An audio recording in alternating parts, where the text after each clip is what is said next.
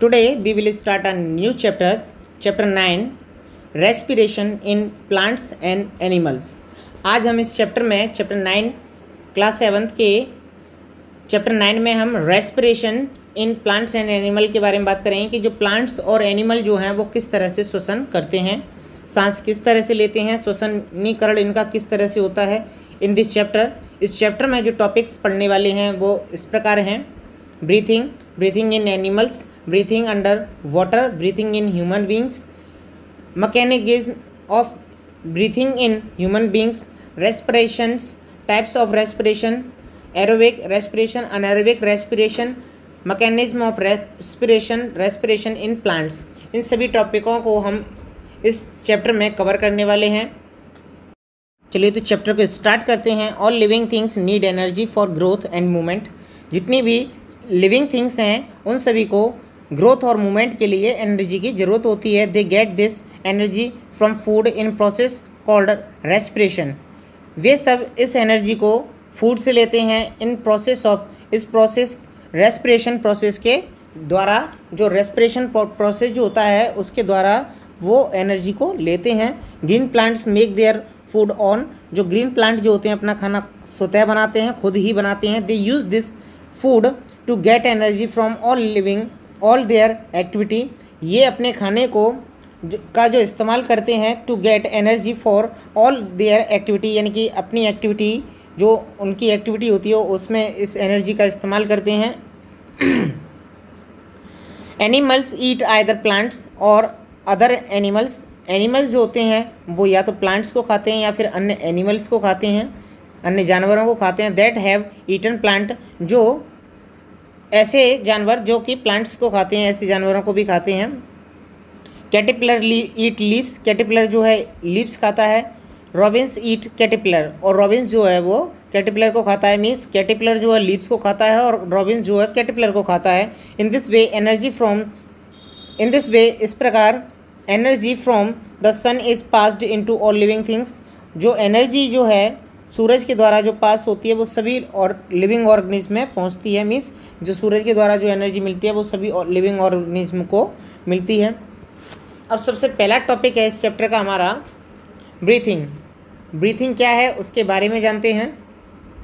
The process in which oxygen rich air is taken inside the body and carbon dioxide rich air is given out is called breathing. जिस process के दौरान हमारी जो oxygen है वो अंदर की ओर जाती है, बॉडी के अंदर जाती है, और कार्बन डाइऑक्साइड जो है बाहर निकलती है, इस प्रोसेस को हम पूरे को ब्रीथिंग के नाम से जानते हैं। यानी ब्रीथिंग के प्रोसेस में क्या होता है कि जो ऑक्सीजन जो है वो बॉडी के अंदर जाती है और जो कार्बन डाइऑक्साइड जो गैस है वो हमारी बॉडी के अंदर से बाहर निकलती है, और इस पूरे प्रोसेस को ब्रीथिंग बोला जाता है। Breathing is also known as external respiration. Breathing को हम एक्सटर्नल रेस्पिरेशन के नाम से भी जानते हैं। Breathing involves only a simple exchange of gas. Breathing में केवल जो ओनली एक ही गैस का एक्सचेंज होता है। मीन्स केवल एक ही गैस को एक बार में लिया जा सकता है और एक ही गैस को एक बार में छोड़ा जा सकता है। ड्यूरिंग ब्रीथिंग के दौरान, सांस लेने के दौरान, taking in of air rich in oxygen is termed as inhalation. जब ऑक्सीजन को लिया जाता है, अंदर की ओर लिया जाता है, तो उस टर्म को हम इनहेलेशन के नाम से जानते हैं और इन रेस्पिरेशन के नाम से जानते हैं। While the giving out of air rich in carbon dioxide is termed as exhalation और एक्सपायरेशंस। और जब हम अपनी बॉडी के अंदर से कार्बन डाइऑक्साइड को बाहर निकालते हैं तो उस प्रोसेस को हम एक्सहेलेशन के नाम से जानते हैं और एक्सपायरेशन के नाम से जानते हैं। बोथ ऑफ दीज इवेंट्स, ये दोनों ही इवेंट्स जो हैं inhalation and exhalation continuously occur, ये दोनों के दोनों ही कंटिन्यूसली होते रहते हैं। And are responsible for supporting the life of an organism. और जो लिविंग ऑर्गेनिज्म जितने भी हैं उनकी लाइफ के लिए ये बहुत ज़्यादा महत्वपूर्ण है और ये सपोर्टिंग भी है। यानी कि इनके बिना अगर इनमें से कोई भी एक प्रोसेस रुक जाता है तो उस व्यक्ति की जो लाइफ है वो पूरी तरह से ख़त्म हो जाती है। The number of a time a person breathes in a minute is term as breathing rate. यानी एक मिनट में जितनी भी बार जो व्यक्ति सांस ले रहा होता है उसको हम ब्रीथिंग रेट के नाम से जानते हैं। A single breath is counted when both inhalation and exhalation take place. एक सिंगल ब्रीथ, एक ब्रीथ को काउंट तब किया जाता है जब एक बार सांस ली जाती है और एक बार सांस छोड़ी जाती है। इनहेलेशन और एक्सलेशन के पूरे एक टाइम पीरियड को एक सिंगल ब्रीथ बोला जाता है। फॉर अ नॉर्मल पर्सन, एक नॉर्मल पर्सन जो होता है, breathing rate at rest is 16 to 18 पर मिनट टाइम्स पर मिनट। जो एक नॉर्मल पर्सन जो होता है 1 मिनट में कम से कम 16 से लेके 18 टाइम्स तक 1 मिनट में सांस लेता है। यानी कि 16 से लेके 18 टाइम्स तक वो अपनी सांस को 16 टाइम्स इतनी बार वो अपनी सांस को छोड़ता है और सांस को लेता है। तो पूरा प्रोसेस है इस दौरान। ड्यूरिंग हैवी एक्सरसाइज, जब इंसान बहुत ज़्यादा हैवी एक्सरसाइज करता है, the breathing rate can increase up to 25 per minute. जब इंसान कोई भी ऑर्गेनिज्म जो भी मानव है या कोई भी व्यक्ति है जो एक्सरसाइज कर रहा है, वो उसका ब्रीथिंग रेट जो है वो बढ़ जाता है और वो 25 टाइम्स पर मिनट तक पहुंच जाता है एक्सरसाइज के समय पे। मोस्ट ऑफ द टाइम्स, अधिकांश समय, we do not aware that we are breathing. बहुत बार हमें ये एहसास भी नहीं होता है कि हम सांस ले रहे हैं। It is only after brisk walking और running we feel that we are breathing. जब हम वॉकिंग कर रहे होंगे या फिर हम रनिंग कर रहे होंगे तब हमें महसूस होता है कि हम सांस ले रहे हैं। नहीं तो बहुत टाइम हमें नॉर्मली जब हम बैठे होते हैं या नॉर्मली हम कोई भी काम कर रहे होते हैं तो हमें ये चीज़ का एहसास भी नहीं होता है कि हम ब्रीथ कर रहे हैं। ब्रीथिंग का जो प्रोसेस है वो चल रहा है। It means that occur breathing rate differ under different condition. इसका मीन्स ये है कि अलग अलग कंडीशन में जो ब्रीथिंग का रेट जो है अलग अलग हो सकता है। अब बात करते हैं हम अपने नेक्स्ट टॉपिक की, ब्रीथिंग इन एनिमल्स। जो एनिमल हैं वो किस तरह से ब्रीथ करते हैं, मतलब उनका जो सांस लेने का जो प्रोसेस है वो किस तरह से होता है। Different animal breathe in different way. जो अलग अलग प्रकार के जानवर जो होते हैं वो अलग अलग प्रकार के टाइप से ही ब्रीथ करते हैं। Higher animals have specialized organs to breathe. और हायर एनिमल से मीन्स बड़े बड़े जो जानवर होते हैं उनके पास स्पेशलाइज्ड ऑर्गन्स होते हैं ब्रीथ करने के लिए। जैसे डॉग है, आपका एलिफेंट है, लायन है, इनके पास स्पेशल ऑर्गन होते हैं ब्रीथ करने के लिए। A single celled organism like amoeba, paramecium breathe through their general body surface. एक सिंगल सेल जो ऑर्गेनिज्म है वो केवल अपनी, जैसे कि हमारे अमीबा है, पैरामीशियम है, ये अपनी बॉडी के सरफेस के द्वारा, जनरली अपनी बॉडी के सरफेस के द्वारा ये ब्रीथ करते हैं। They exchange oxygen carbon dioxide directly with their environment through their cell membrane. ये जो है ऑक्सीजन और कार्बन डाइऑक्साइड का जो एक्सचेंज है वो अपनी इन्वायरमेंट से सेल मेम्ब्रेन के द्वारा यूज़ कर रहे हैं। जो बाहरी आउटर वॉल जो होती है उसको हम सेल मेम्ब्रेन के नाम से जानते हैं। This process is called diffusion. इस प्रोसेस को डिफ्यूज़न के नाम से जाना जाता है। इन अर्थवॉर्म्स में gases exchange occur through it's most skin. जो अर्थवॉर्म होता है उसकी जो स्किन होती है उसके द्वारा वो एक्सचेंज करता है गैस का। The thin most skin is supplied with a network of capillaries tiny blood vessels. जो थिन स्किन, मोस्ट स्किन जो होती है उसकी, वह जो टाइनी ब्लड वेसल्स जो होती हैं उसके द्वारा ये विच एब्जॉर्ब ऑक्सीजन, वो क्या करती हैं, ऑक्सीजन को ऑब्जर्व करती हैं फ्रॉम द एटमॉस्फेयर से। यानी कि जो अर्थवॉर्म जो होता है उसकी जो बहुत छोटी छोटी ब्लड वेसल्स होती हैं उनके द्वारा, कैपिलरीज के द्वारा वो क्या करता है, एटमॉस्फेयर से ऑक्सीजन को ऑब्जर्व करता है from the atmosphere and deliver it rest to the body, और इस बॉडी के अंदर तक पहुंचाता है। This network of capillaries also release out carbon dioxide from the body. और यही जो कैपिलरीज हैं, टाइनी जो वेसल्स हैं, वो क्या करती हैं, यही जो है कार्बन डाइऑक्साइड को आउट करती हैं उसकी बॉडी के अंदर से। तो इस तरह से जो अर्थवॉर्म का जो श्वसनीकरण है, ब्रीथिंग लेने का जो तरीका है वो यही है। अब नेक्स्ट हमारा इन इंसेक्ट्स में किस तरह से होता है। In insects some species breathe through entire body. कुछ स्पेसीज में क्या होता है कि वो अपनी पूरी बॉडी के द्वारा, बॉडी सरफेस के द्वारा, बाय डिफ्यूजन प्रोसेस के दौरान वो क्या करते हैं, सांस लेते हैं। However most of the species breathe through spiracles अधिकांशतः जितने भी हमारे जानवर हैं, जितने भी हमारे इंसेक्ट्स हैं, वो स्पेरिकल्स के द्वारा सांस लेते हैं। Spiracles are the small opening on the side of the body of insects.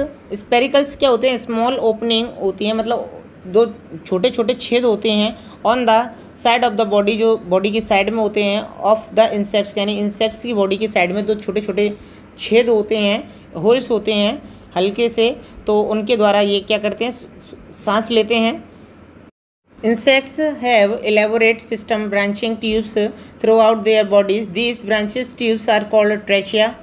जो इंसेक्ट जो होते हैं उनके बॉडी के पूरे पार्ट्स में हमारे एलेबोरेट सिस्टम होता है, मीन्स उनकी जो छोटी छोटी जो ट्यूब्स होती हैं वो पूरी बॉडी के अंदर फैली हुई होती हैं। This branches tubes are called trachea, और इस ब्रांचेस ट्यूब्स को ट्रेचिया के नाम से जाना जाता है। Which open upon the exterior body surface, जो कि बॉडी के एक्सटीरियर सरफेस पे जाके ओपन होती हैं in the form of spiracles के रूप में, मीन्स पूरी बॉडी के अंदर छोटे छोटे ट्यूब्स जो हैं फैले हुए होते हैं और जो कि बॉडी के बाहर के सरफेस पे आकर के ओपन होते हैं, और उनको स्पेरिकल्स के नाम से जानते हैं। Air enters through the spiracles, जो एयर जो है स्पेरिकल्स के द्वारा जाती है। Reaches all the parts of the body through the trachea, और ट्रेचिया के द्वारा पूरी बॉडी के पार्ट्स में पूरी में फैल जाती है। Most adult insects have 2 pair of spiracles on the throat and 8 pairs of abdomen. जो अधिकांशतः जितने भी अडल्ट इंसेक्ट्स होते हैं उनके पास एक पेयर होता है स्पेरिकल्स का, जोड़े में होते हैं ये, ऑन द थ्रोट पर, एंड 8 पेयर ऑफ एब्डोमेन, जो 8 जो होते हैं वो पेयर होते हैं और उसके एब्डोमेन के होते हैं। Large trachea tubes run along the across the body, और जो लार्ज ट्रेचियल जो है ट्यूब्स, मीन्स जो स्पेरिकल से जो जुड़ी हुई होती हैं नली, वो पूरी बॉडी के अंदर फैली होती हैं। Tubes running along across the body, यानी पूरी बॉडी के अंदर फैली होती हैं। Smaller trachea branch profusely from these larger ones, finally forming tiny tubelets और ट्रेचियोलर। ये जो स्मॉलर ट्रेचिया जब ब्रांचेज जो होती हैं ये पूरी बॉडी के अंदर फैली होती हैं और पूरी तरह से these large ones finally forming tiny tubelets, और ट्यूब्सलेट्स से जाकर के जुड़ी होती हैं और उनको हम ट्रेचियोलेट्स के नाम से भी जानते हैं।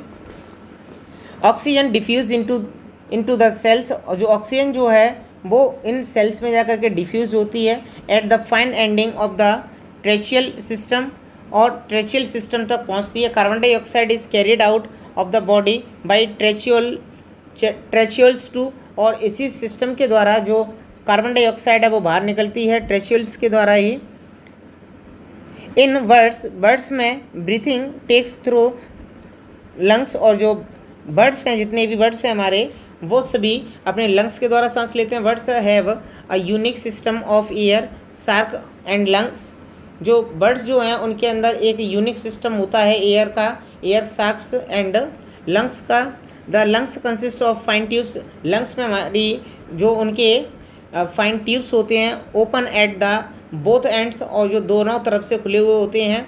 Here air is continuously ventilated from the an extensive system of the air sacs to exterior, और ये जो हैं कंटिन्यूसली वेंटिलेटेड होते रहते हैं, मीन्स सांस लेते रहते हैं एक्सेसिव सिस्टम एयर सैक्स यानी एयर सैक्स के सिस्टम के द्वारा टू द एक्सटीरियर, यानी बाहर की तरफ से जो ओपन साइड है वहाँ से ये एयर को अपनी ओर एयर को अंदर की ओर लेते रहते हैं। ड्यूरिंग इनहेलेशन यानी सांस लेने के दौरान all sacs fill with air, जो सॉक्स जितनी भी होती हैं यानी कि उनकी जो नली जो होती हैं एयर की वो सभी हवा से जो है एयर से जो फिल होती हैं। The posterior ones with air one from the lungs, और उसको पोस्टीरियर्स के द्वारा वो पूरी बॉडी के उनके बॉडी के अंदर पहुंचती है, यानी ones with air from the lungs, यानी लंग्स के द्वारा वहाँ पे पहुँचती है। ड्यूरिंग एक्सलेशन प्रोसेस के दौरान जब यानी कि एयर को बाहर निकालते हैं, air flow out of the air socks, और एयर इसी एयर साक्स के द्वारा बाहर निकलती है। It flow from the posterior sacs to the lungs and from the anterior sacs to the exterior by branches. Ventilation of air sacs is driven by regular contraction, relaxation of muscles. The other higher animal including human beings breathe through lungs. Birds में क्या होता है कि इनके जो lungs जो होते हैं उनमें एयर सैक्स होते हैं, जिसके द्वारा क्या होता है कि उनको सांस लेने में इसके द्वारा कोई परेशानी नहीं होती है। वह जब सांस को लेते हैं तो उनकी जो ट्यूब्स जो हैं वो सांस से पूरी से भर जाते हैं, फिलअप हो जाते हैं, और जब वो सांस को भी इसी के द्वारा बाहर निकालते हैं। जो बड़े बड़े जो हमारे अदर जो एनिमल हैं including human beings breathe through lungs, ये सभी क्या हैं, लंग्स के द्वारा सांस लेते हैं। तो इस तरह से हमने एनिमल्स का पढ़ा, बर्ड्स का पढ़ा, इंसेक्ट्स का पढ़ा। अब बात करते हैं breathing under water animal. Under water animal जो हैं हमारे अंडर वाटर जितने भी रहते हैं एनिमल्स, वो किस तरह से सांस लेते हैं। तो सबसे पहले बात करते हैं हम फिश की। Fish breathe through gills. जो फिश है वो गिल्स के द्वारा सांस लेती है। Gills are made up of large number of gills filaments. जो गिल्स जो होते हैं वो बहुत छोटे बड़े बड़े नंबर ऑफ गिल्स के फिलामेंट से मिलकर के बने होते हैं। Which is richly supplied with the blood capillaries, और जिनमें ब्लड की बहुत ज़्यादा सप्लाई होती है। As water enters through the mouth, जब वाटर मुंह में होकर के इनके जाता है, it flow over the gills, तो यह जो है गिल्स से होकर के गुजरता है। The blood in the capillaries observe oxygen. जो कैपिलरीज के अंदर जो ब्लड होता है वो इस ऑक्सीजन को ऑब्जर्व कर लेता है। And gives out oxygen through it's wall, और उसी वॉल्स के द्वारा, कैपिलरीज की जो वॉल्स होती हैं उसी के द्वारा कार्बन डाइऑक्साइड को बाहर निकाल देता है। तो इस तरह से जो फिश है वो अपनी श्वसनीकरण का काम करती है, मतलब इस तरह से वो अपनी सांस लेती है। अब बात करते हैं जो फ्रॉग्स जो होते हैं पानी के अंदर वो किस तरह से सांस लेते हैं और उनके बारे में जानते हैं। Frog breathe through more than one organ. जो फ्रॉग जो है कम एक से ज़्यादा ऑर्गन से सांस लेते हैं। They breathe through most skin. ये अपनी स्किन से भी सांस ले सकते हैं। As well as through lungs, और ये जो लंग्स से भी सांस ले सकते हैं। Frogs also breathe through gills while they are tadpoles, और जब ये ट्रेडपोल्स की फॉर्म में होते हैं तो ये अपने गिल्स के द्वारा भी सांस ले सकते हैं। Adult frog breathe through most skin under water, और जो अडल्ट जो फ्रॉग जो होता है वो अपनी मोस्ट स्किन के द्वारा, भारी त्वचा के द्वारा वो अंडर वाटर में सांस लेता है। They breathe through lungs when come out of the water on land. जब वो पानी से बाहर आ जाते हैं तो ये अपने लंग्स के द्वारा सांस लेते हैं। तो इस तरह से हमने ये फ्रॉग्स के बारे में पढ़ा कि ये किस तरह से सांस लेते हैं। अब आगे के टॉपिक में हम पढ़ने वाले हैं, नेक्स्ट जो वीडियो में हम पढ़ने वाले हैं breathing in human beings, mechanism of breathing in human beings. तो इन टॉपिक्स को हम अपने नेक्स्ट वीडियो में कवर करने वाले हैं, पार्ट 2 में इसके कवर करने वाले हैं।